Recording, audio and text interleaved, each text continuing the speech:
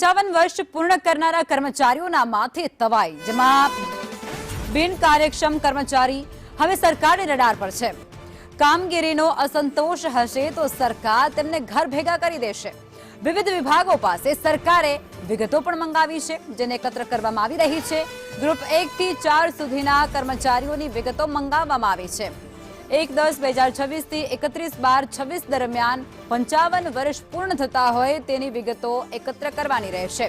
3 માસના સમયગાળાની અંદર 55 વર્ષ પૂરા કરનારાની વિગતો મેળવવાની રહેશે।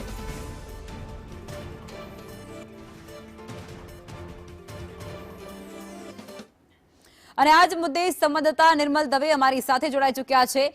નિર્મલ, આ એક મોટો નિર્ણય છે જે કરવામાં આવ્યો છે, તેને લઈને શું અપડેટ છે અને શું વિગતો અને તેની આવનારા સમયમાં શું અસર પડશે? જો આ પ્રકારનો નિર્ણય છે એ પહેલી વખત લેવામાં આવ્યો છે તેવું નથી। અગાઉ પણ સરકાર દ્વારા ઓપરેશન ગંગાજળના નામે આ પ્રકારનો નિર્ણય લીધો હતો, જેમાં 55 વર્ષ કરતાં વધારે ઉંમરના કર્મચારીઓ હોય કે જેમની કાર્યક્ષમતા યોગ્ય નથી, અસંતોષકારક કાર્યક્ષમતા છે, તો તેવા કર્મચારીઓને ઘર ભેગા કર્યા હોવાના કિસ્સા અનેક ભૂતકાળમાં પણ જોવા મળ્યા છે। લગભગ 33 જેટલા અધિકારીઓ કર્મચારીઓને પ્રી મેચ્યોર રિટાયરમેન્ટ આપી દીધી હોવાના કિસ્સા સામે આવ્યા હતા।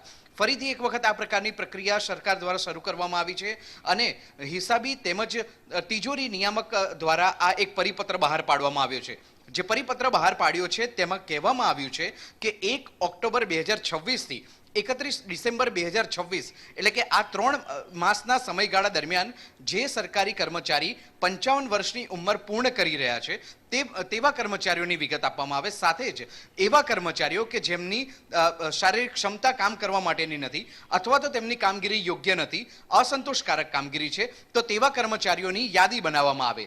તમામ વિભાગો પાસેથી આ પ્રકારની યાદી મંગાવવામાં આવી છે।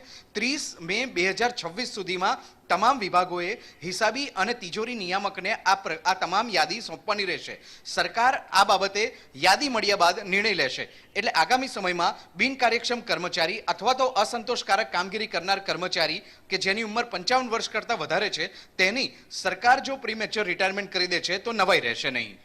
બિલકુલ, આભાર નિર્મલ, આપ જોડાયા તે બદલ।